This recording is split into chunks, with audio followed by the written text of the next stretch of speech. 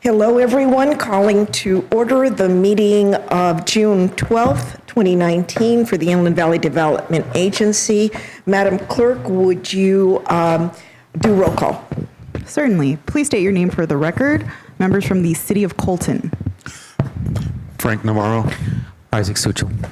Thank you. Members from the City of Loma Linda. Phil Duper. Ovi Popescu. Thank you. Member from the County of San Bernardino, 5th District. Josie Gonzalez. Thank you. And members from the City of San Bernardino. Sandra Ibarra. Bessim Richard. Theodore Sanchez. Thank you very much.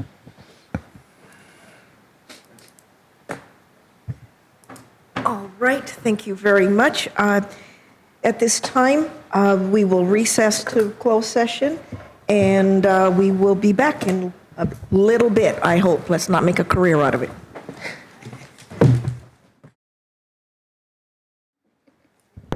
All right, ladies and gentlemen, we are back from closed session. Legal counsel, is there any reportable action from closed session? There was no reportable action taken in closed session. Thank you very much. Calling this meeting to order once again. Would everyone please stand for the Pledge of Allegiance? Are we ready? Begin. To the flag of the United States of America and to the republic for which it stands, one nation under God, indivisible, with liberty and justice for all. Thank you very much. Mr. Burrows, are there any items to be added or deleted from the agenda today? No items. All right, any conflict of interests that need to be declared, board members? That ain't good. Somebody better be raising some money around here for some campaigns. All right, moving on to informational items. Mr. Burrows, are there any informational items to present? Yes, we have just a few, and the very first one will be a report from Ms. Pritchett on our recent internship program. So, Kat, take it away. Thank you. This past spring, the IVDA participated in Generation Go. It's a collaborative internship program led by the San Bernardino City Unified School District and the San Bernardino County Workforce Development Board. During the 16-week program, we had 2 student interns from San Gorgonio High School. They each had an opportunity to work in various aspects of the IVDA and the airport, including administration.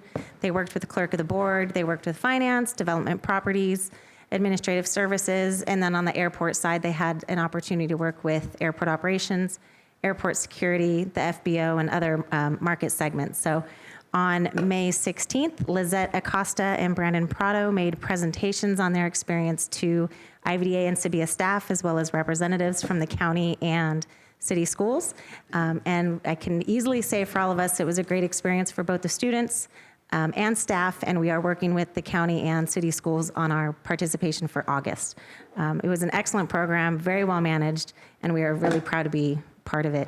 In addition to those students, we also have 2 additional interns working with us.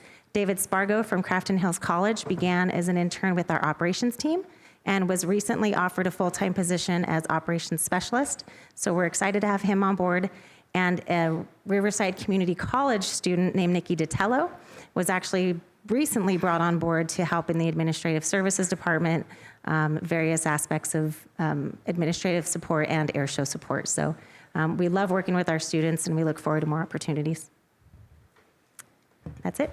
Thank you very much. I would simply ask that we find a way to ensure that all of these good outcomes are recorded, are made known back to the Workforce Development Department so that that connectivity, that communication can exist. And then as we move on, we know that there's data that we can tap into as we move forward looking for additional funding.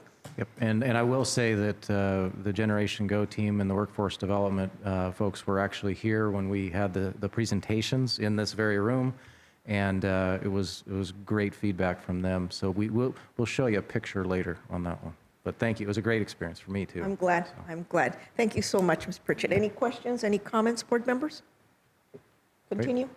And I'm going to defer informational item C because we have several points that are covered for that. We wanted to give you the snapshot for fiscal year end but you're going to see some other updates later on. One in particular, which got a few surprises for you. So I'll defer that if the board is okay with that. So. That's fine. All right, and that'll be it for informational items? Yes. All right, so at this time, I would entertain a motion to approve the consent calendar, items 3 through 5. So moved. Second. I have a motion and a second. Any comments? Any opposition? Hearing none, the consent calendar is approved. Moving on to item number 6, which is to consider and adopt the Inland Valley Development Agency successor agency budget for fiscal year 2019-2020. And I will ask Mr. William Gray if he'd be so kind as to make this item's presentation. Thank you very much. Starting on page 56 with the staff report, we are asking for consideration and adoption of the Inland Valley Development Agency successor agency budget for the next fiscal year, 2019-2020. Going on to page 57, just some background information. And moving on to page 58 is the cover page for the proposed annual budget for the next fiscal year. The acronym SA stands for Successor Agency for the IVDA budget. Page 59 is a chart of relationships between the tax proceeds and the final outcome of those proceeds. At the top, we show tax proceeds coming in. It goes in directly into the successor agency and then splits out between the RORF and the Capital Project Fund. The RORF is the tax increment that comes in from the state as a result of our submitting the ROPS. Going on to page 60, we only have one source of revenue, and that's the tax increment source from the state. I'm sorry, from the Auditor Controller. Going on to page 61, uses. We have those obligations listed on the ROPS as the usage for the tax increment revenues. And if we move on to page 62, we will see how that's detailed out. Page 62 is all funds combined.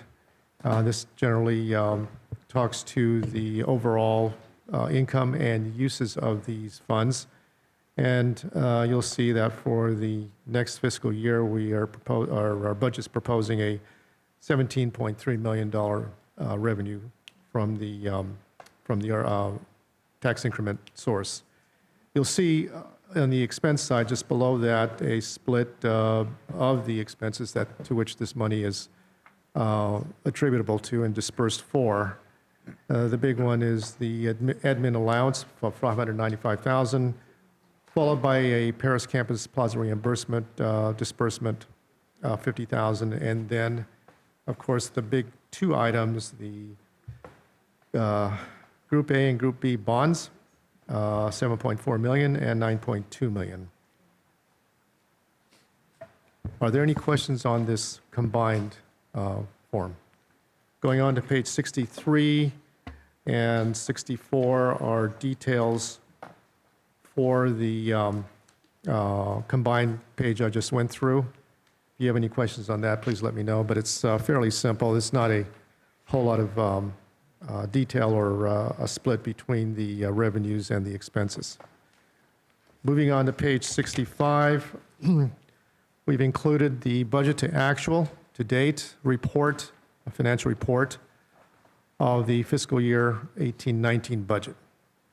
As you can see, we have several columns, starting with the first one, which is actual, then the budgeted for the year, again, 18-19, and then the differences, and then in dollar amounts and in percentages.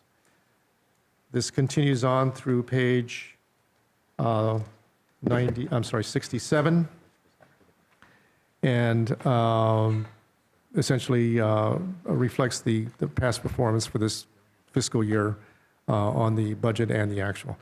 Do we have any questions on this particular area?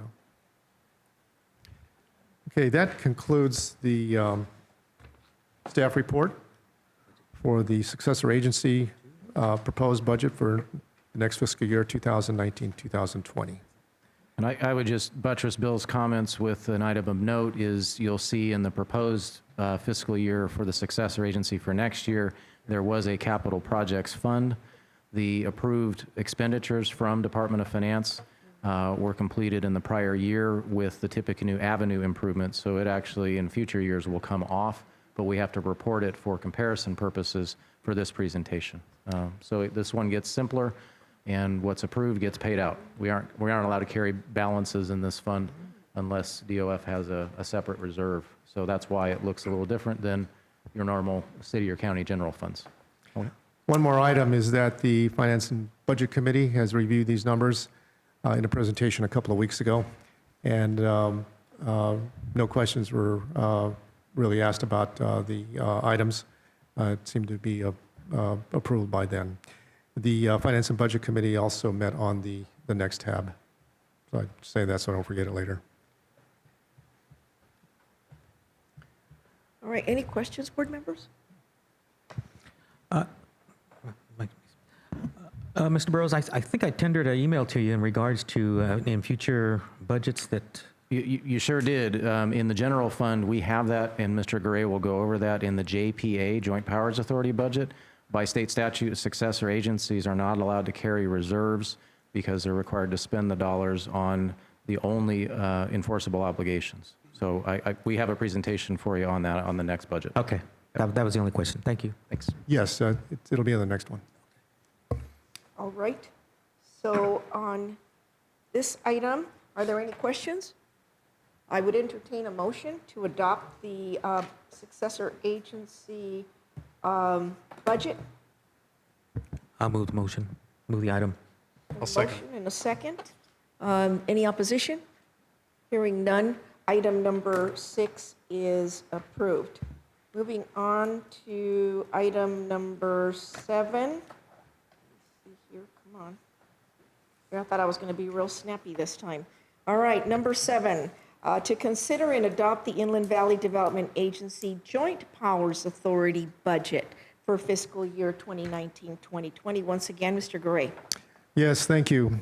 Staff recommends consideration and adoption of the IVDA Joint Powers Authority budget for the next fiscal year, 2019 and 2020.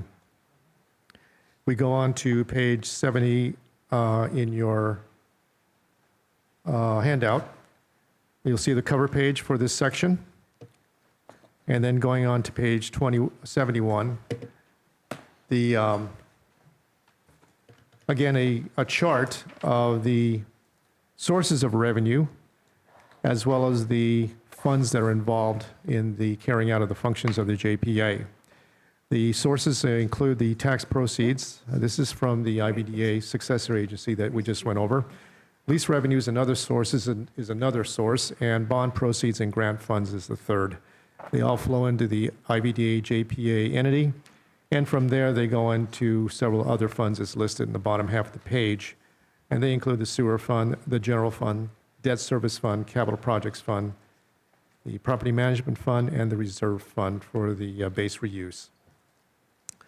Page 72 are some notes in an overview of some of the more significant issues in the budget for next year. First and foremost, that all projected revenues are being run on a conservative basis. That means we are not taking any risks and not gambling any results on any sort of risky revenue sources. While we retain a debt service fund, the IVDA JPA has no debt, currently carries no debt whatsoever. The proposed general fund that you'll see in a minute retains a $2 million economic development reserve, and this is the reserve that you had mentioned a few seconds ago. The proposed capital project fund includes about $16 million in projects. I've listed the more significant projects beneath that, and you'll see 7 different projects with their proposed amounts next to those. Going on to page 73, we show a pie chart of sources. And you'll see the funds listed around the pie chart. with the amounts of the proposed sources for the year. Again, property management, the base reuse fund of 1.59, capital projects fund of 9.3 million, water sewer fund of 215,000, and 4.556 from the general fund. Again, these are sources of revenue that are going to be in the, they're reflected in the proposed budget. Going on to page 74, you'll see our proposed uses of the revenues and sources. And they include, again, the funds, the base reuse, property management, the general fund, water sewer fund, which is that very thin slice. It didn't come out quite right. And then the capital projects fund for 15.96. Again, these are the expenditures that we propose for the next fiscal year. Behind that, we have detail, starting on page 75. And in here, or reflected on these reports, are the income and expenses for each of these funds, starting with the general fund. And I won't go through each one of these, except to point out one or two items. We go to page 76, you will see the $2 million reserve fund listed at the very bottom. And then it goes on to, these reports go on to reflect the proposed budget, revenues and expenditures for the rest of the funds. And you can go through them and see how we have made our projections in this budget for the next fiscal year. And I will pretty much, well, that pretty much concludes my report. I will open to any questions about these items, including the detail that you may have. And I'll just buttress that presentation with the Economic Development Reserve, that $2 million in the general fund. What that means, and in Bill's background on his staff report, it means before any expenses are paid, any expenses, this body has to take action on the nature of those and the purpose. So that $2 million sits in the general fund until an opportunity or a reason presents itself to bring something forward for that purpose. And that fit within the complexion of the cash flows for this, again, conservative forecast for next year. All right, questions, board members? No? I've got a couple questions really quick. On page, see here, 75, I line item 40060, land use.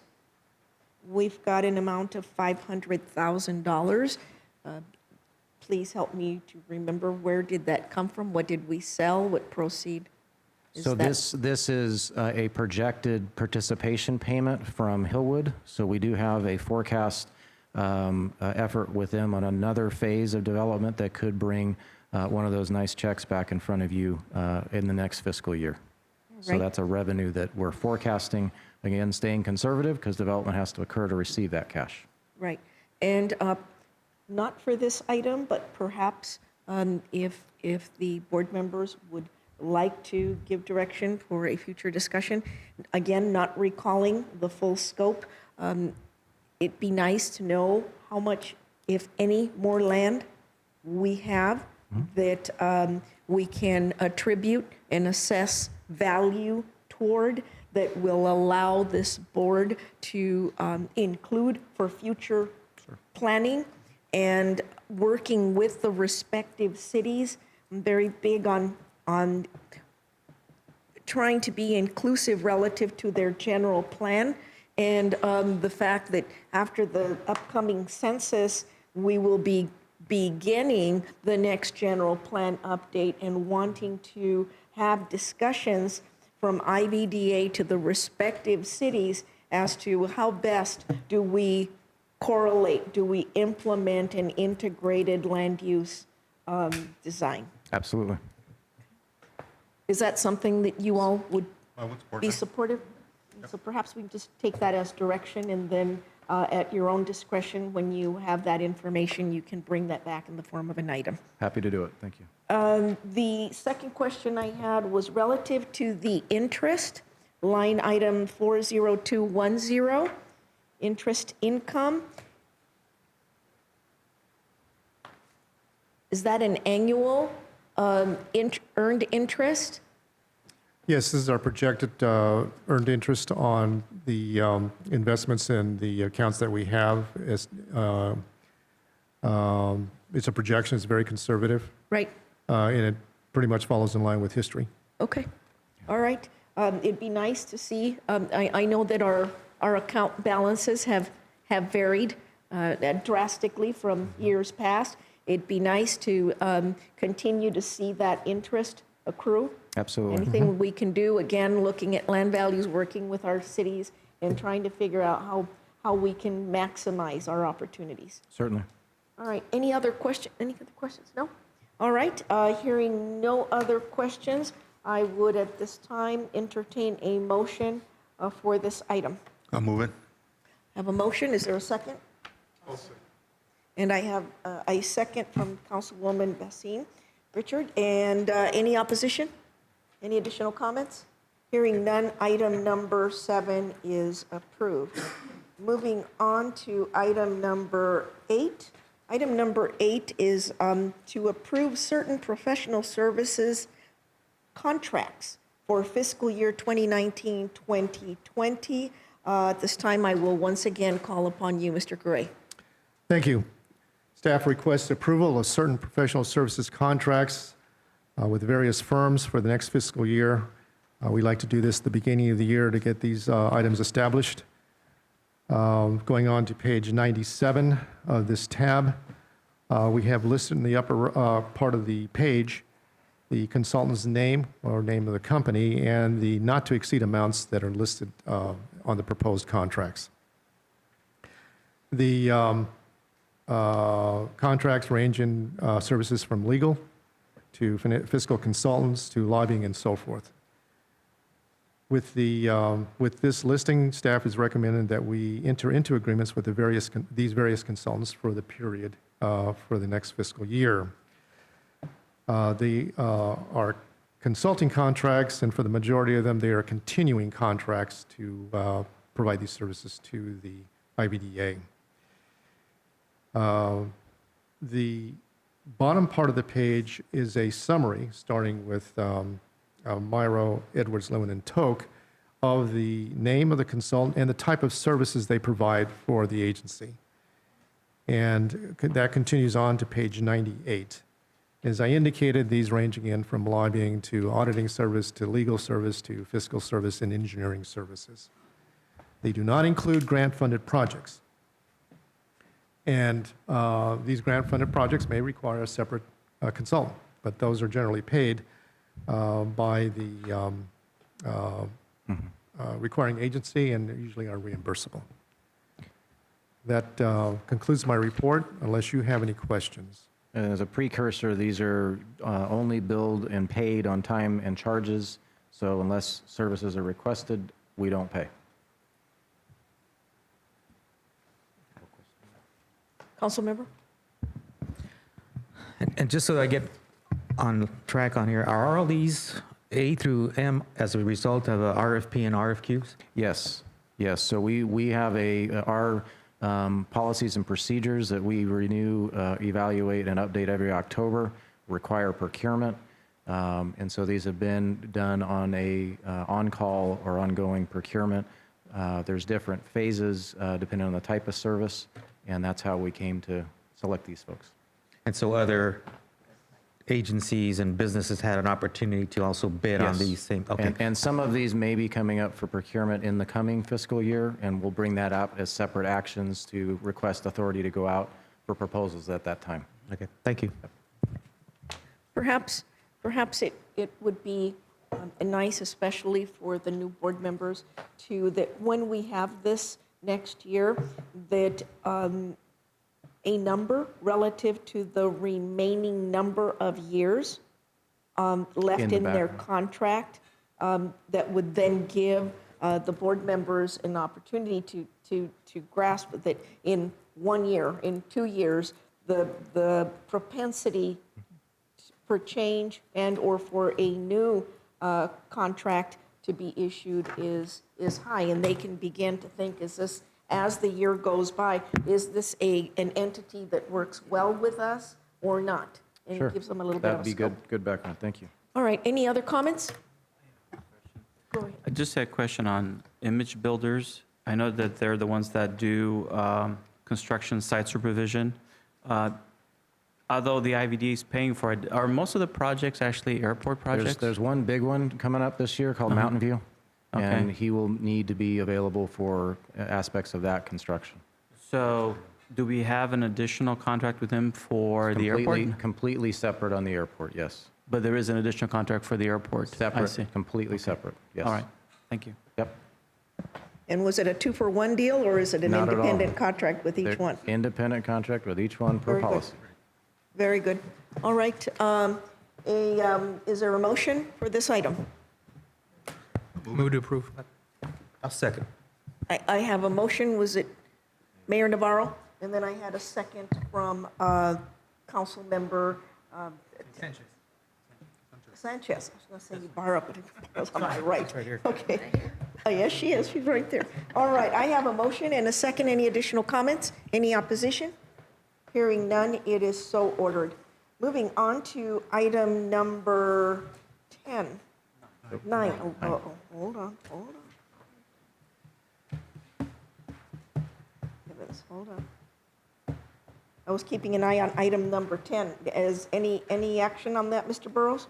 We can go through 9. We're on track.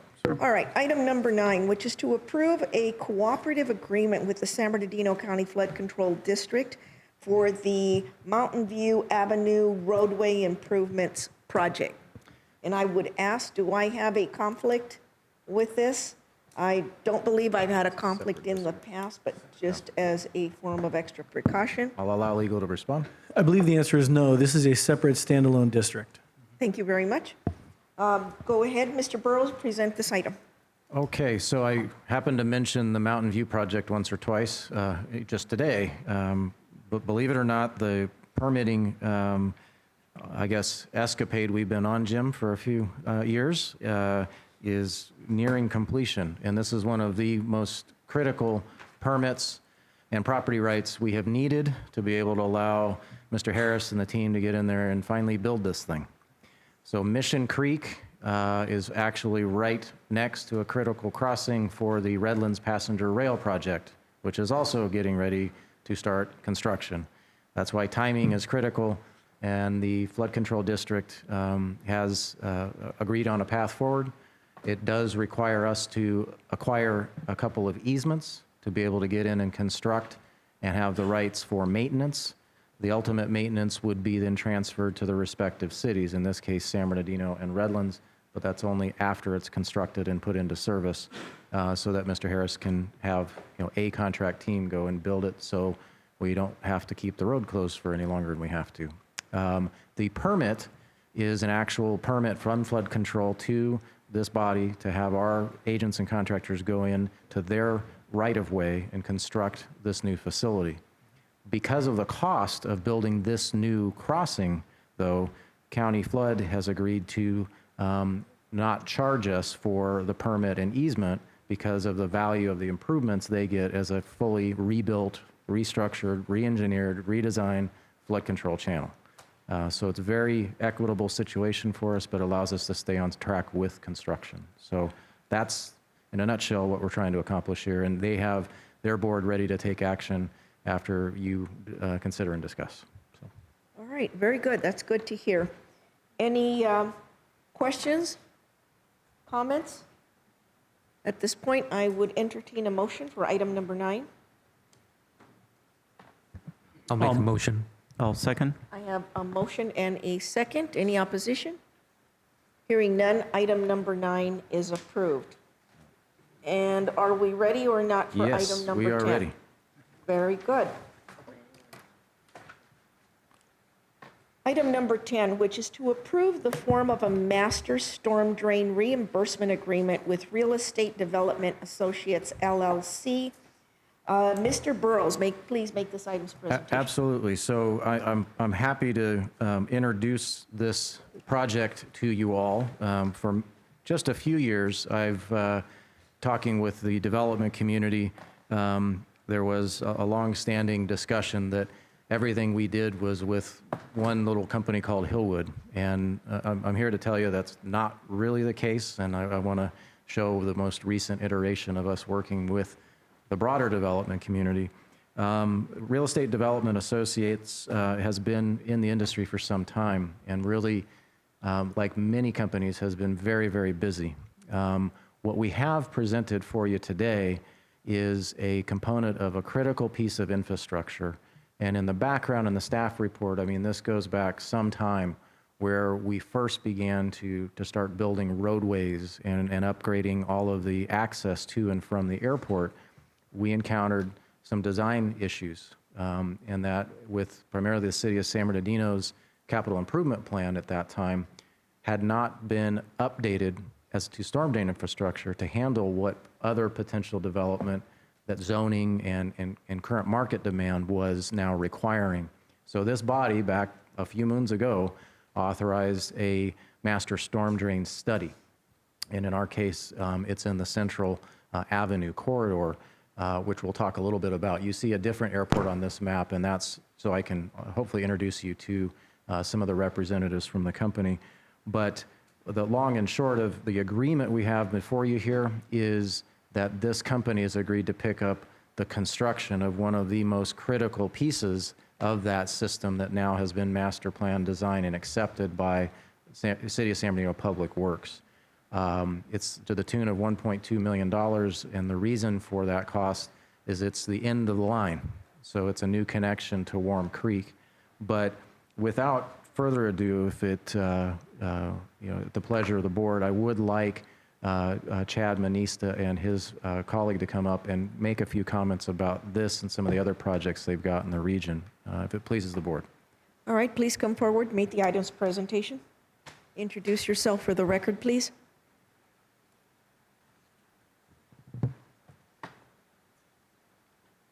Good afternoon. My name is Chad Manista. I'm with Real Estate Development Associates, and Jason Krotz, principal, is in the back there. Are you shy back there? He's a little shy. All right, just checking. All right. But tell us a little bit about what you've Please, been doing. share with us some So information. behind you is Chino Airport. We put it up there just to show what we're doing in that area. I don't know if a laser pointer, but on the upper right-hand corner there in gray is our original project, which is 130 acres. We have broken ground on the 1.2 million square footer right along the creek about 2 months ago. We've got our pad certified, and we poured about 100,000 square feet of the 1.2 million square feet. Moving to Euclid, which is near the blue side, we have another 80 acres there that we are currently entitling.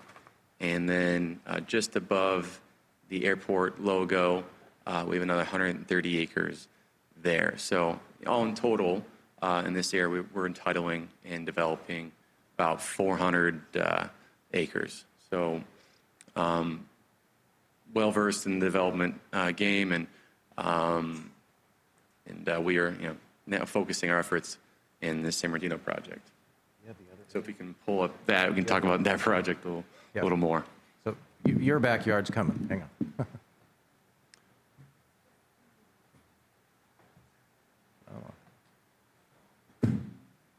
There we go. All right. So this is the project we're currently working on. This is taken from the northeast, looking south. Sorry, looking from the northwest, looking southeast. Project 1, the middle, is what we call Waterman South. It's a 400,000 square footer. Project 2 is a 200,000 square footer, and 3, 4, and 5 are down the road. In total, it's about 1.2 million square feet that we assembled and entitled over the last year and a half. It was 101 parcels through 66 different owners that we took through entitlement to the city of San Bernardino, and have grading permits for building 1 and 2, and building permits ready to be pulled. Buildings 3, 4, 5, and 6, the permits will be ready in August.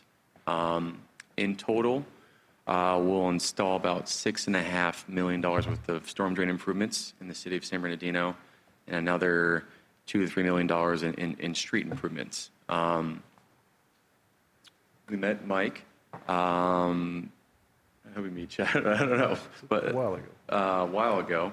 Our civil engineer, Athenis Engineering, they're the ones who did the master plan in the area, and they informed us that the IVDA and Hillwood had this connection to the Twin Creek Channel that they were installing. We reached out to Mike and said, hey, we know you guys are doing this segment. We're connecting to that segment. Why don't we take on the construction of that? And we do a cost sharing for that. That way, we can help control our own destiny in terms of construction and timing, and that way, it just alleviates that burden on you guys. When we did that, the original plan, we don't have that, but the original plan that Athenis put together had a lot of the storm drain coming down Waterman, which is the third green line to the right, or the most green line on the right. Our project Waterman South utilizes some of that line, but then sends the storm drain west across Enos. So when we did that, we've decreased some of the line size needed in Orange Show, which brings benefit to the city of San Bernardino, and that street's pretty congested as is.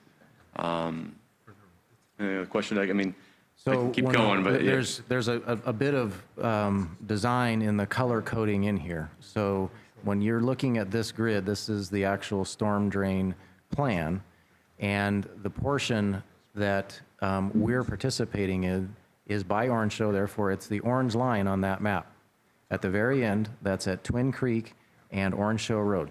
So that's the orange you see depicted right down there. The RITA team is building everything you see on that exhibit. So because the IVDA had a standing obligation to be able to complete the orange portion, it didn't make business sense to have one entity do one project, another entity do another. This team has agreed to construct it all for our sake and for City of San Bernardino's sake, to pay prevailing wages, provide all of the cost detail and expense backup. The IVDA portion of this project under this proposed agreement would be reimbursing up to $1.2 million of cost for that first connection. Because of the initial efforts that IVDA had engaged in as a direction from this body some years ago, the initial permits were applied for that Twin Creek connection by IVDA. So that was some of the initial money that was forecast. And the timing of this works out to where Chad and his team can go construct everything that's needed to get that backbone established for years to come, and that our participation is only completing what was originally contemplated in the master plan design. So in a nutshell, they're moving forward their project, and we had a prior obligation to construct that first piece. They're taking that on while building everything else behind it. And that's the agreement we have here before you. But I wanted you to see that there's additional development that these folks are bringing. And can you give kind of a forecast with the first, next several buildings, what your total square footage is? correct. Just to clarify, we are constructing the connection to the Twin Creek, that orange line, and then everything in green. Green. The blue lines are future, but they have been downsized because we've moved storm drain off that main line. But yeah, I'd love to talk about, can we go back to the previous slide, which has the very nice rendering aerial? That one. So touching on that, like I said, building 1, 2, we're breaking ground the next two weeks. Building 3, Which 4. one? I'm sorry. Is it me, or are you all hearing clearly, or is it a little muffled? It's a little muffled. It is. Talking to the It mic is, a little bit. and I don't think it's you. Well, let's try Have I that. heard it? No, worse? Better? That, I don't know, but that helps. Anything you can do helps, because I was going to ask, which one was the initial, the first one? So building 1. We're building 1, okay. It's a 400,000 square footer. We are starting in a week. It's 2 weeks. Building 2 will start at the same time, and that's a 200,000 square foot building. And you're looking south, so that top blue street you see there is Central Avenue looking back towards We're the looking airport. southeast. Yes, We are looking southeast that's correct. towards Redlands. Yes, correct. From the 215. Buildings 3, 4, and 5 are in plan check.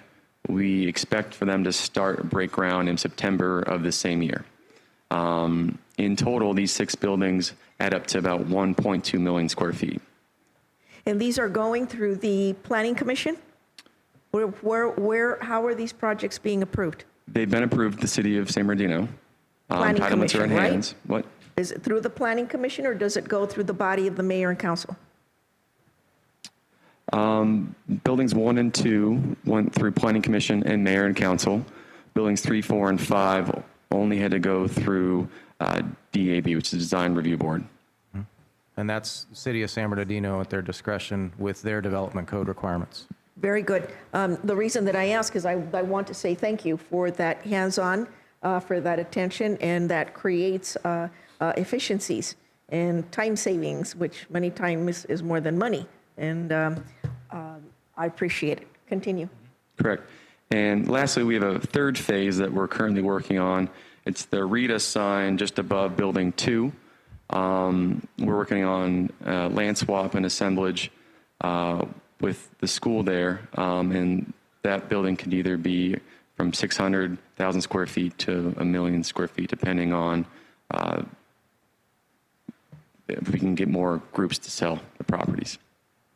And why this project is important at this time is, as you saw with this group, what they've done around other airports, the zoning throughout this area is light industrial.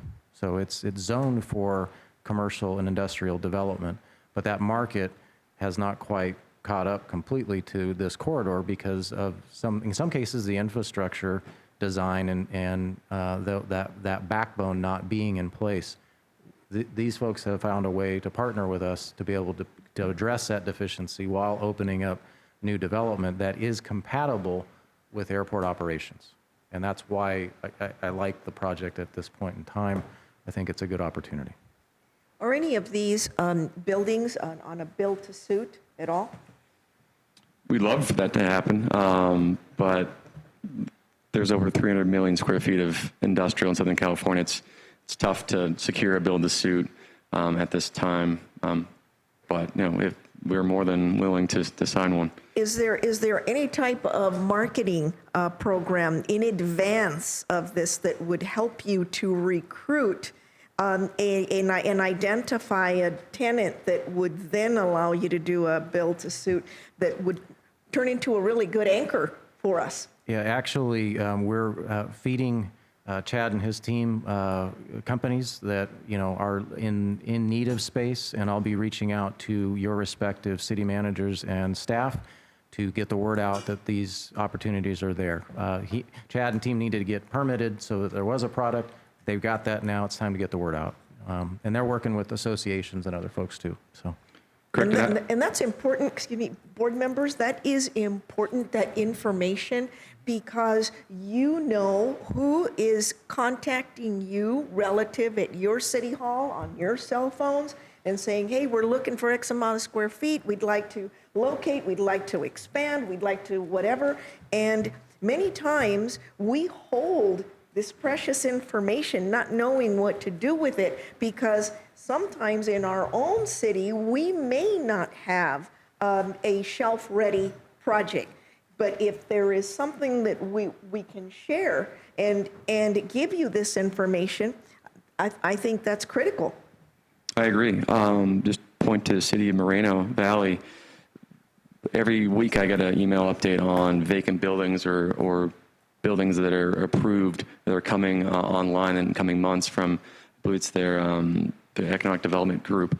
But it's very forward thinking, saying, hey, look, we're business friendly. These are the available products in our city, and we welcome you. So if you guys are to do that, that'd be great. And I'll give you an example. I took out my phone really quick.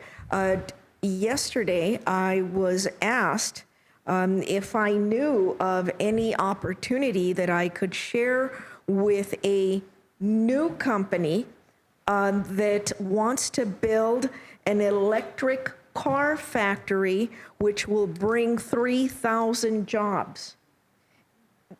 As I look at this is what crosses my mind, and if we can do a regional approach where it doesn't just benefit the city of San Bernardino, it benefits our neighbors, and we reduce, and I don't know if you know this, but I want to say in 2020, SB 743 is going to kick in, which is the vehicle miles traveled,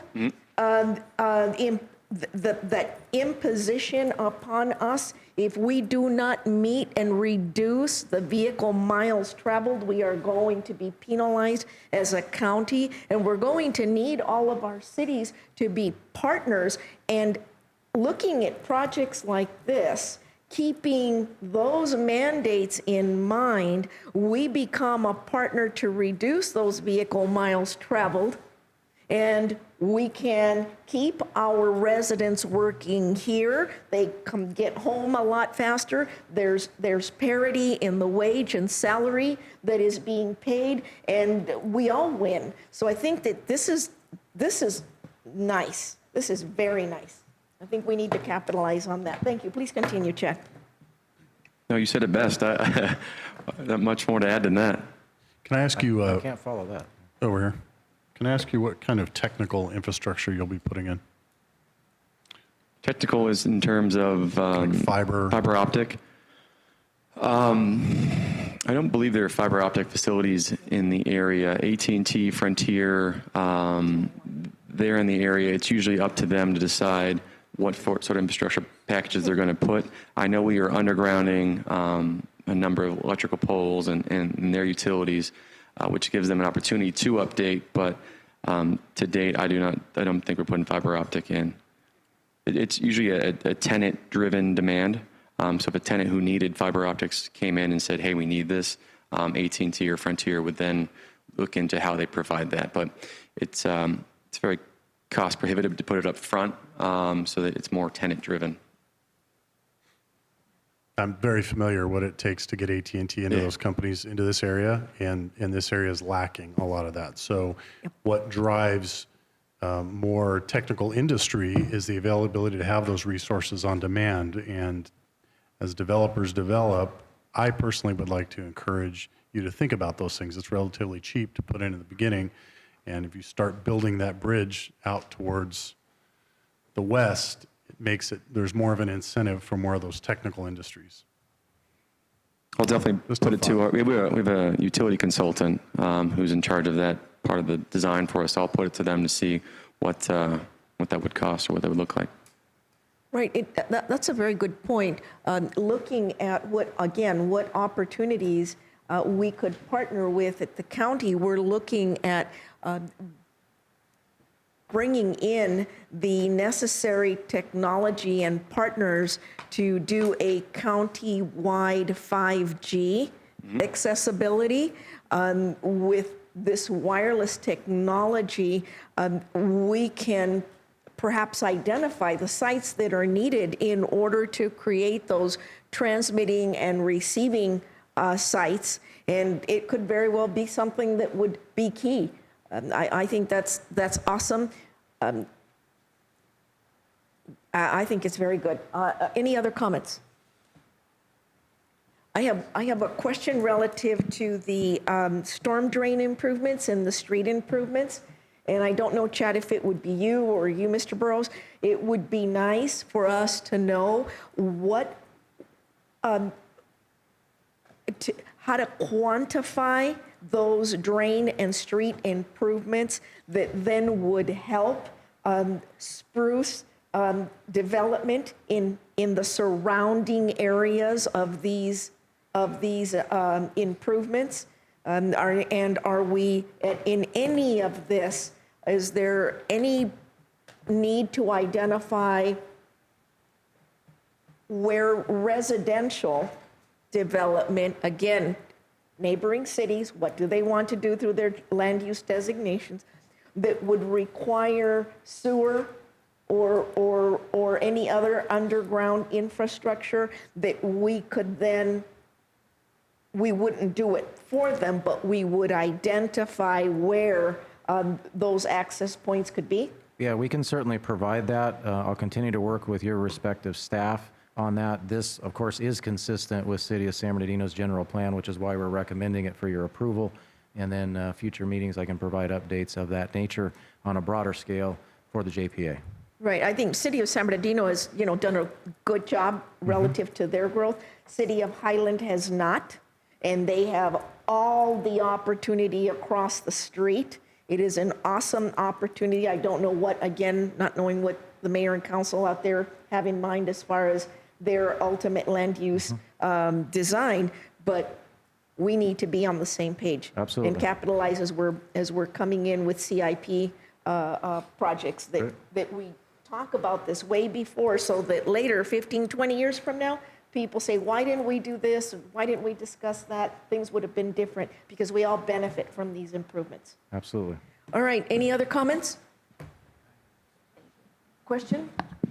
If I understand the staff report correctly, it looks like $1.2 million was transferred from Hillwood into an escrow So it account? was actually paid directly to us because when Hillwood built the Orange Show Road project, that one was a third Amazon for Alliance, California. The on-site retention was addressed for that project, but they had a contribution towards future improvements, which we held in trust for City of San Bernardino at their request. And now, rather than us going out and doing 3 projects, we're able to work with Rita, and they can build that piece as part of their construction. So if I'm understanding that correctly, Hillwood is helping finance your project? Well, no, Hillwood had to, like all development in your cities, you have to pay a regional development impact fee. Yeah, but These are the it regional sounds like dollars. they're paying for some of the infrastructure cost of And your it's not project. lost on Chad. He doesn't mind receiving that check Yeah, yeah. from his partners at Hillwood, so. We'll send him a thank you card after.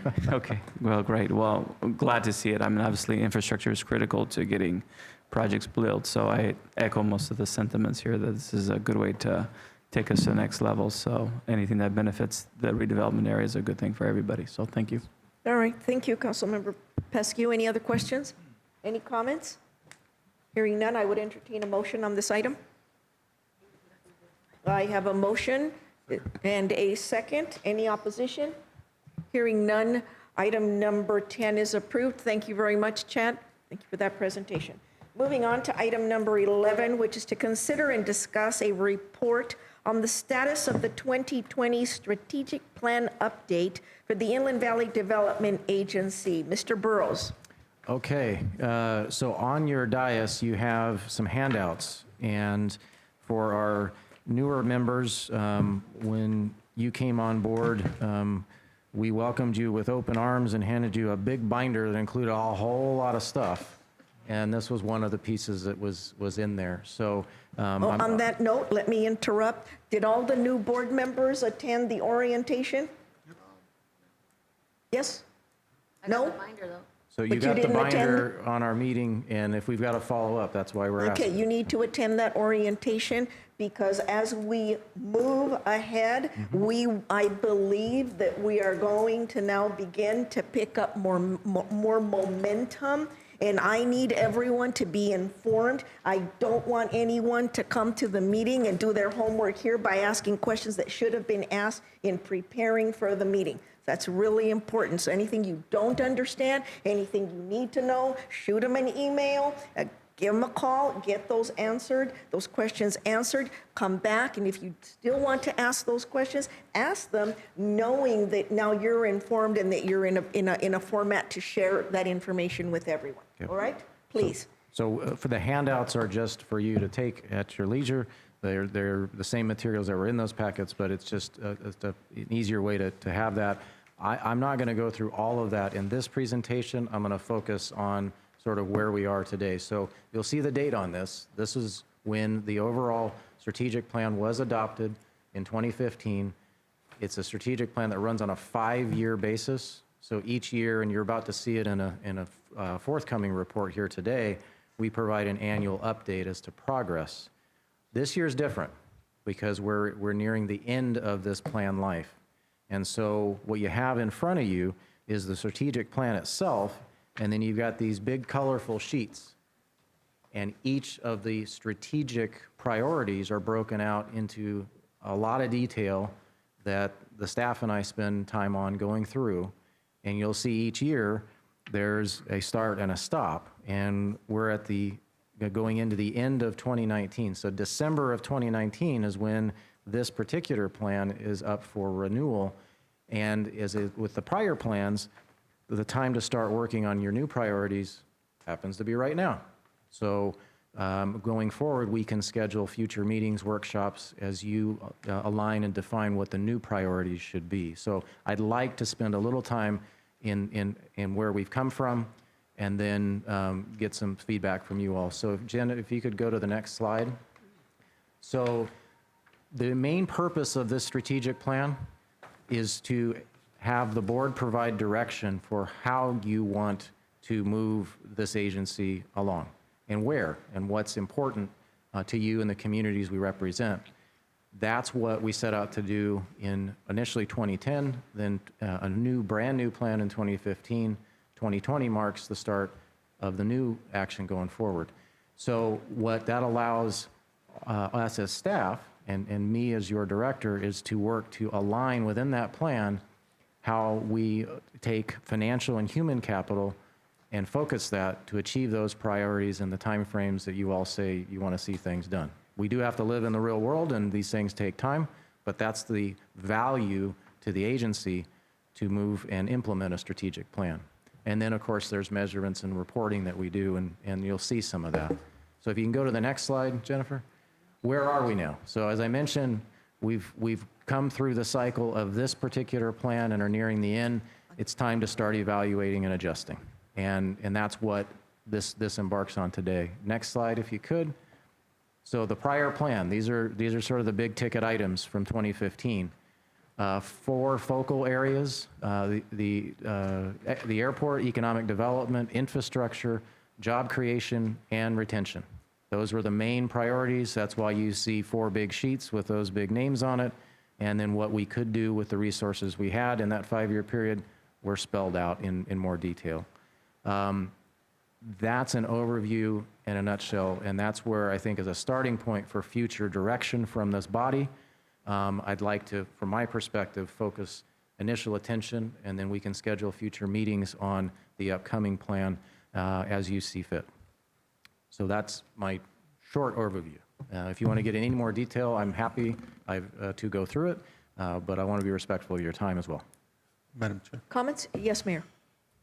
Mike, you say we're going to have other meetings on the strategic plan moving forward. Is that going to be in the form of a workshop? And it's a pleasure of the board, but the prior plan, there were workshops scheduled. So in the course of putting the 2015 plan together, there were a series of components and updates brought just to this body in a public meeting, and you all provided feedback to allow us to hone that plan and fine-tune it for December approval. Yeah, because I think that a workshop would be a real benefit, especially for new members of the board, to show where we started, where we're at, and then start building on that moving forward. And it's very helpful to me to get that to those that are feedback new as on the we board. go, too. Sure. Yeah, Sure. that way we get everybody more involved. Yep. Absolutely, and if we can schedule those workshops, again, at the discretion of this board, on a date that we're already having a meeting, so that we don't make 2 trips times however many of us, and we're already going to be here. We get an agenda that we can calendar that is a light agenda unless there's some kind of, urgent item, so that we can take care of business on both ends. And on that, are there any other questions, comments? Councilmember Mitchell? Mike, I think at this point also, and I want to echo Supervisor Agnews' concern that we need to decide what we want to do. Do we want to be an airport? Do we want to be a cargo hub? Or do we continue to be a land sales or / economic development and just be landlords? I think we need to narrow our focus down to what we want to do, because I think it's very important for this area to be. And if I could maybe just respond briefly to that. So the IVDA's entrance to the airport, when you see the airport as a priority, is to provide financial assistance. They cannot by law own property on the airport. That does not happen. So when you see SCD Airport in this plan's life, it was to do projects like FedEx and provide financial resources. The airport owns and runs the airport, but we can clarify that. And again, focus is everything, and we appreciate it. We'll take your lead. Right, and it's important, especially for new members, to delineate the difference between airport property on the airport itself versus off-site in the surrounding areas, so that we know where we're at. Because anything that is outside of the airport footprint is in a sphere of influence of a city or the county.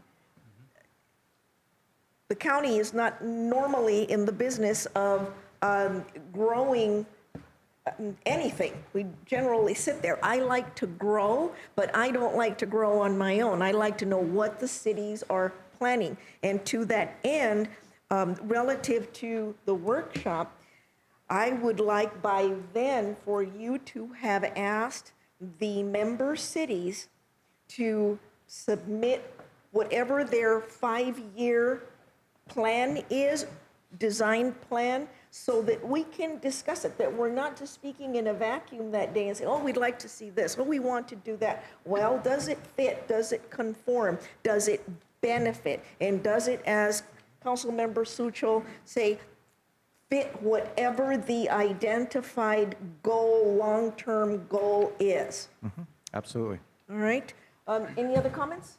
Just a question for clarification. On the big chart, we're talking about various airport projects. Item number 13, airline joint service development agreements, which is a total of $7.5 million. Remind me again, how does that work and how do we go about making sure that we have that money available for those type of things? So this was in 2015, assuming that at that time, the airport payments we were receiving through, in part, the ROPS process could seed that much. The fact is, where we sit today, the capability to do that is still there, but the need, given the market dynamics, is not 7.5 million for a single year. So in your budget, you've got some capacity to be able to do those, and what that is an opportunity for, from an economic development standpoint, to incentivize new air service, if that is the direction of the board going forward. So that amount would have been available for those things had we continued to receive the $5.5 million. That's from correct, the and state? it'll be readjusted for Okay. the capacity All right. of the current JPA resources, given your direction. Okay, thank you. All right. Any other comments? Let me see here. Was this a, So it's just an informational is report. this a receive and file? Yes. All right, thank you very much. Then moving on to item number 12. Item number 12 is to consider and discuss a report on strategic planning initiatives. Once again, Mr. Burrows? So I didn't see double on the agenda when we mocked it up. The difference between this report and the one that you just heard is much smarter people are going to present it than me. And secondly, it is for how this last year has gone in performance. And there's not an attachment because, as with prior years, our clerk of the board team has taken on the responsibility to give us a new electronic update, which will be on the website given your feedback and reception for the public and everyone to view. So without further ado, I'd like them to come forward and show you this year's story map and what's in it. So this is Brandy Goodman, our deputy clerk of the board, and she's going to get us started. Good afternoon, Brandy. Good afternoon. Okay. Today I present to you the 2018 Strategic Plan Update using Esri ArcGIS Story Map. Evelyn Martinez and I will provide a brief summary of the agency's progress in the last year. This year, we featured Leland Norton and how the Air Force came to be named after him. This reminds and informs the public on the history in which is important to the local community prior to the base closure. The 2018 key initiatives adopted by the board include SBD Airport, economic development, infrastructure, and job creation and retention. Our first key initiative is the San Bernardino International Airport. The IVDA allocates revenue and resources to support airport operations and development. UPS began operating 9 daily flights in the fourth quarter of 2018. Additionally, 206 direct employees were hired to support those operations. Upon completion of Hangar 795 improvements in October 2018, FedEx began operating 2 daily flights in the fourth quarter. The second initiative is economic and community development. Alliance California continues to strive to surpass the goals of the previous years. Alliance California has developed 3 goals to revitalize the economy and local community. Goal number 1, change the landscape. Over 4.2 million square feet of 1940s buildings have been abated and demolished since 2002. 15.2 million square feet of development with an additional 1.6 million planned. The agency has achieved a milestone for 2018 with a record total assessed value of $7.6 billion, which is just under a 10% increase from last year. Below are a few developments completed and beginning in the first quarter of 2019, including Trader Joe's, which was completed in March 2019, and Gateway South, Building 5, which is currently under construction. Goal number 2 is to increase the tax base. The Alliance California Partnership has generated over $1 billion in private investment on increase in the tax base and the creation of new jobs, thus creating a total economic impact over $2 billion. Goal number 3 is to bring the jobs back to the community. As of 2018, the IVDA has replaced 12,645 direct jobs. Companies in and around the airport were surveyed and staff, and these are the newest and final job count numbers hot off the press. The agency continues to exceed those 10,000 direct jobs that were lost due to the closure of Norton Air Force Base. The third key initiative in our plan is infrastructure. In 2018, the agency completed the Gate 1 access road and provided funding for the completion of Hangar 795 improvements. Here are photos of Gate 1 access road and FedEx Hangar 795 improvements. And our fourth key initiative is job creation and retention. Here we take a closer look into job creation in the base reuse project area and how the local community is influenced. These charts below, created using in-plan software data analysis, reflect the direct, indirect, and induced effects of these jobs. We also display the top 10 industries impacted by the total jobs created in the project area. The top 3 business sectors include retail, non-store retailers, air transportation, and warehousing and storage.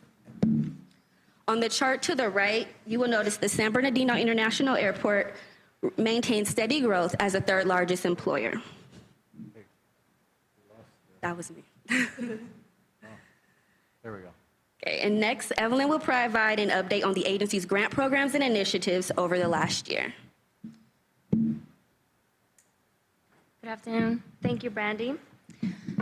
In order to apply for additional grants, the IVDA is currently focusing on completing a handful of grant-funded ongoing projects, one of which is the 3rd Street and 5th Street corridor. Construction will include pavement rehabilitation, traffic signal improvements, new sidewalks along with new gutters, streetlights, and widening of the South Ramp 210 undercrossing.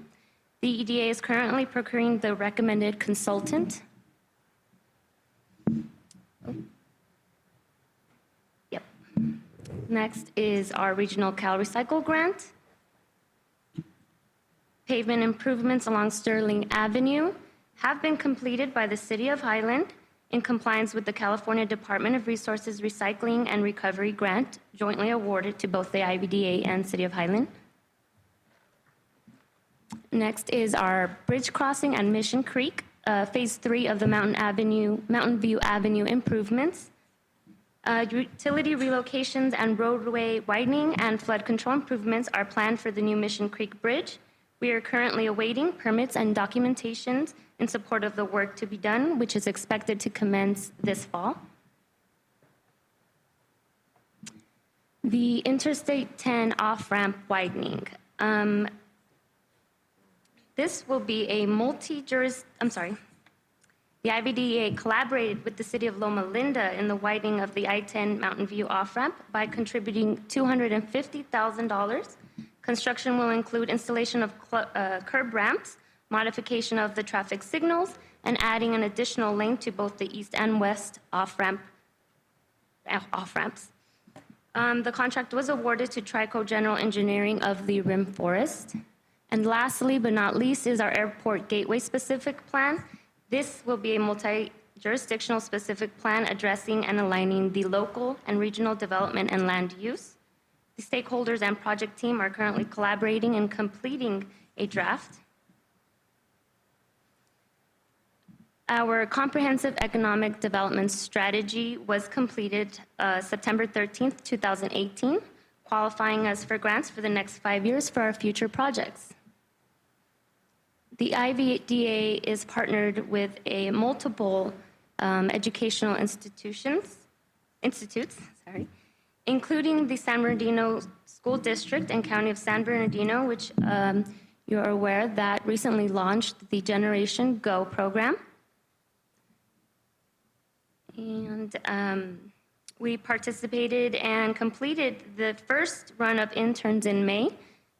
And we are honored and providing guidance and looking forward to our next interns commencing in August.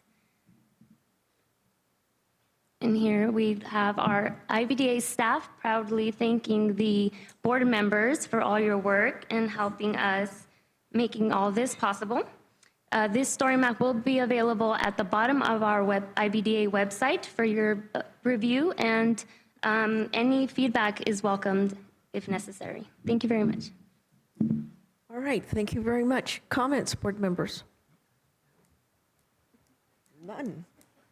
Oh, I guess you're all in awe of all the, bamboozled is the word that was used. Madam Chair, All right. if you want to comment, I'll make a comment. It was a very Please, well Mayor. done presentation. Please. And it brings some excitement to the table. Hey, Okay, so. sounds good. And that's also why I spared you from going that other boring informational report at the beginning of the meeting that I would have done, because they made sure that the job numbers are truly up to date, and they were really refining that. Last plan update was 11,575. We're at over 12,645. That's a big leap in 1 year, and you all should be proud of that. Well, it's everyone's hard work. Thank you very much, all of you. Nothing is done in a vacuum, let alone in this magnitude. It takes all of you, even the people that aren't in this room. They're out there working right now. All right, so hearing no comments, this is, I would say, a receive and file once again. All right, then we will move on to item number 13, which is to approve the form of an employment agreement with Mike Burrows to serve in the capacity of executive director. Is this so? Mr. Scott Huber, if you'd be so kind as special counsel to present this item. Yes, of course. As you all know, Mike Burrows has served at IVDA since approximately 1997. He's served as the executive director of IVDA and SABIA for the last 4+ years. The proposed agreement was directed to be brought back at this time. I'm going to highlight just a few of the main points. It is similar in format to the prior agreement. The costs of this agreement are allocated equally between IVDA and SABIA. Mike will oversee all operational and administrative functions at IVDA and SABIA. He is responsible for the strategic goal-setting process. The salary has been adjusted in small measure to adjust for cost of living. Technically, I'll mention this, technically he's entitled to it when all the other employees receive cost of living, but he doesn't take it at that time. So the cost of living comes with an adjustment of the contract. He, of course, in his capacity as executive director, serves at will. The terms are generally the same as the previous contract, except those that I've outlined for you today. They're also the same as the other IVDA and Sabia management staff. Staff recommends approval of the agreement, and I'm happy to answer any questions you may have. Madam Chair, if no other questions, I'll Yes, move sir. the item. I have a motion, and I have a second. You stated, I have a couple questions. You stated, Mr. Huber, that the cost of living adjustment only kicks in at the time that we consider to approve the contract? What is... Just that I'm having a little bit of a hard time trying to hear. Yeah, what typically happens as regular employees, as what I'll call rank and file employees get their Right. cost of living adjustment, Right. technically the other contract staff are entitled to it. Yes, Having said that, Mike never takes it. correct, And I wanted to make it known, Mike never takes it. correct. And so it is being adjusted here as part of the contract and not on a regular annual basis. I didn't misstate that, did I? And that's what I wanted to clarify. That's what I thought you said. Yep. Now, on a regular cost of living adjustment that Mike doesn't take, what's the percentage on that relative to the percentage on this? Is this an accumulated adjustment? I think the answer is no. All right. If I understood your question correctly, the answer is no. I'm silent. Yeah, that's, how does it not accumulate, or are we in some way So is it gonna go up by- not being fair to Mr. Burrows? Because the fact is that I want to ensure the fact that we keep him. Yes. This is not the only airport, and I don't care how much he loves this airport. If a bigger or better offer comes along, I would not blame him for going. We experience this in our cities, in our departments all the time. And and above and beyond that, I want to be fair, because if you're asking someone to perform a job at an executive, professional executive level, then you want them, you want to be able to feel not only that there's comparable compensation, but that there is respect. And at the same time, when something goes wrong, I want to be able to complain. And if you do not pay that fair wage, you can't complain.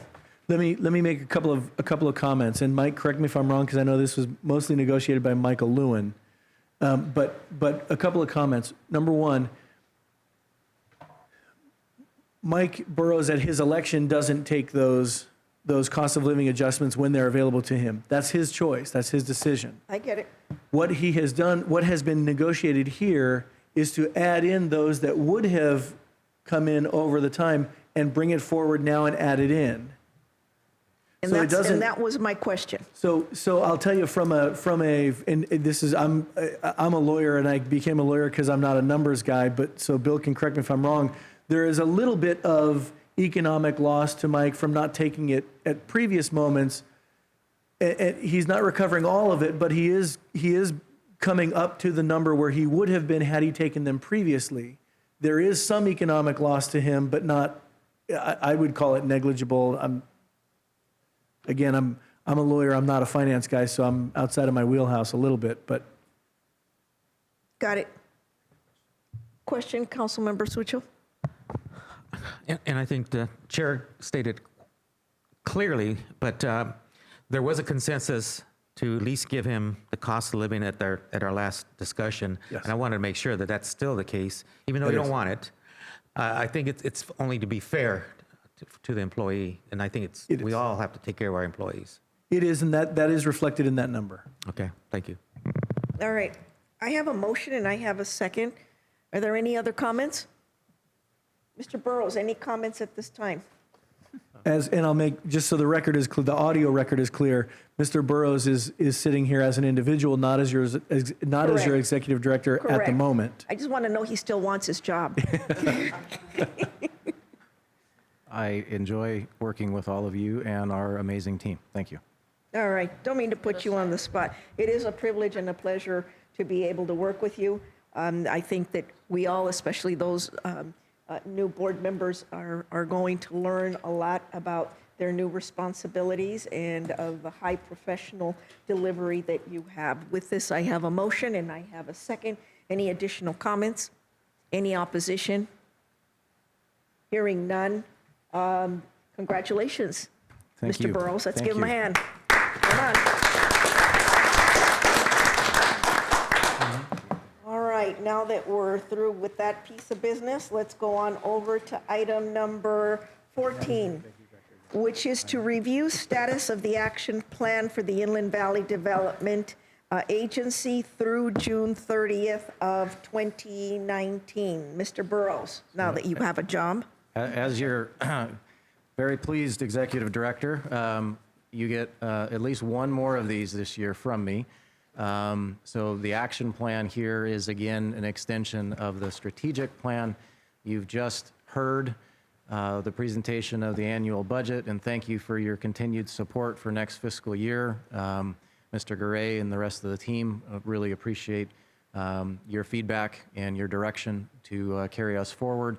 If in future meetings and discussions you don't want to see this format in this same way, I am, not a proud author. It's a good tracking mechanism for me, but if you want your information differently, you will find I have no problems changing it up. So if I don't hear otherwise, at least for your next July meeting, I prep them as in advance, so we see a snapshot going forward. And what you'll see, given your direction to me today, is I will be putting potential workshops for strategic plans in this very report. But please give me that feedback if you want to see it in a different form or fashion. I'm all ears. Thank you. Board members.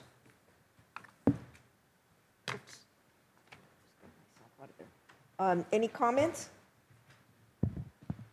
None? Okay, give me a second here. I got to check and see if I wrote anything down. I'm having to, although I have my new handy dandy iPad, it's working good, but still. I know. I did. Oh, that makes Councilmember Popescu ecstatic over here. Okay. Well, you too. I want to make sure you're happy because All right. Apple makes people happy. Item 14. All right. Any comments on this? This is just a review on the status of the action plan. So it's just a Yes. receive and file. Yes, ma'am. With that, we come to the conclusion of the discussion calendar, and I will move over to public comment. Anyone from the public wishing to come forward and speaking to this board on an item that is on or off the agenda but relative to this board? One of these days, we are going to be surprised. I will be closing the public comment portion of this meeting, bring it back before this board. Members, any comments? Nothing?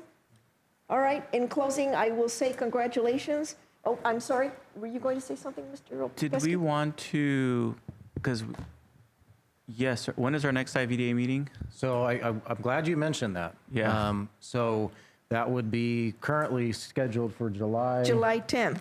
10th. Okay. And we have an internal item that I wanted to bring forward. Our clerk of the board team is very short-staffed that week, and I wanted to see if there was levity to change the meeting so that we can have your agenda properly prepared.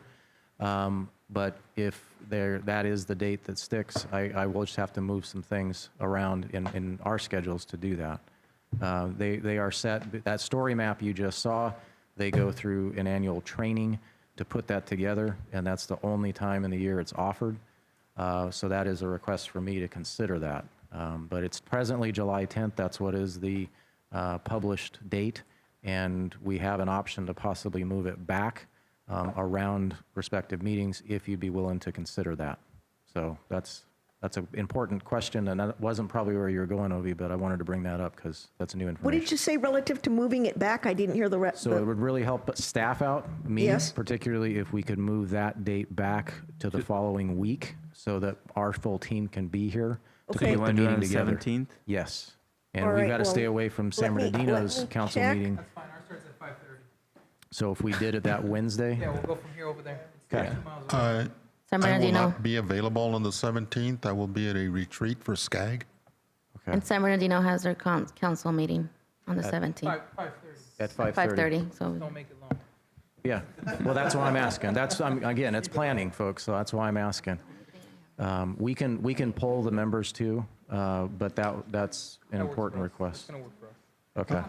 And Mayor Navarro, you said you had a conflict on the 17th? Yes, I have a conflict on the Is 17th. that the Wednesday or Yes. the Wednesday? Okay. So as you've seen a couple of times out of the year, we can poll you and your staff. I don't want to put you all on the spot, but that would be our Right. request for that. And don't worry about me. I'm going to have a lot of conflicts Yeah, in July. sure. Be traveling quite a bit between NACO and the homeless summit in DC. And so even if I'm not here, I believe my co-chair will run the meeting. So please, whatever it is you come up with that for the most part accommodates the majority of the board members' calendars, that's fine with me. Thank you very much. We appreciate it. All right. Again, any other comments now? I actually was just going to comment on just letting the rest of the board members know about the event at the airport related to thank you Nitro. so much. You saw it in my weekly updates, but we got the bid for a film shoot, which we get from time to time. A little bit of Hollywood going on. This one is a new one for us. We've never done this. So the History Channel on July the 7th in the evening will be shooting a live TV event here at your little backyard airport. And it is to break 3 world records. So some of the top motorcycle riders in the world will be performing center stage live on TV at your hometown airport. And we will coordinate tickets for you folks to be here, to be part of that. It is open to the general public, and I'll continue to email the links so that you can certainly be aware of that. You will be getting invitations individually from my staff to attend should you be able to do it. It's an evening shoot, but live TV we've not ever done in my tenure here, and that's a pretty amazing thing. There's some general admission tickets on sale that they're doing. Again, they're renting our facility, putting on the production, and those are on Ticketmaster. So you'll see it's called Evil 2 Live after Evil Knievel. So they're breaking Evil Knievel records. And this is part of Travis Pastrana's Nitro Circus. That's who's putting on the event.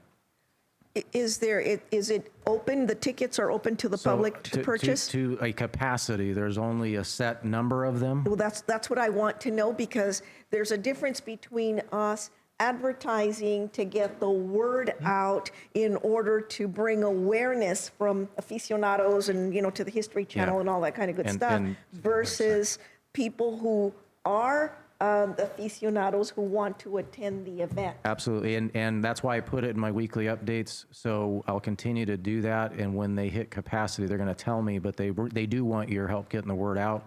They're doing a pretty darn good job of it so far, but there is a cutoff. It's only a few thousand tickets that, in general admission, they can sell because of the space available. All right. Perhaps it would be nice if you would share that information with Dr. Ray Wolf over at SBCTA, where all, the 24 cities come together and we're able to share that information. What they do with it is up to them. But at least we got our name out there, the event's name, and hopefully get some chatter going out there. No, thank you so much. And Obi, thank you for reminding me of that. Main thing, I want to make sure that you don't see your airport on live TV and not have an opportunity, A, to know about it, or B, be here if you like. So thank you so much. That's something nice. Yes, it is. Once again, I will say congratulations to you. I'm very proud to be able to have this continuum of you and your professional delivery of services. I'm very proud of that. And also, I spoke to Mr. Gibbs. I got up and walked around to see if I heard anything different relative to the audio being clearer in another part. It doesn't seem to be that way. We do need to do something. This venue is a gorgeous venue for a multiple of different uses. And the reason I'm noticing it once again is that there was an event that was held here, and someone mentioned to me they had a bit of a difficult time hearing succinctly the enunciations, and that's what's going on. Don't know, whatever we need to do, let's do it. Hopefully it won't cost too much. We have already invested a lot in this audio system. All right. Okay. With this, I call this meeting to adjournment to our tentative, let's just do tentative, July 10th meeting here at 3 o'clock, so that should it change, you will notify us and we will proceed from there. Absolutely. All right? Thank With you. that, this meeting is adjourned. Thank you very much, everyone.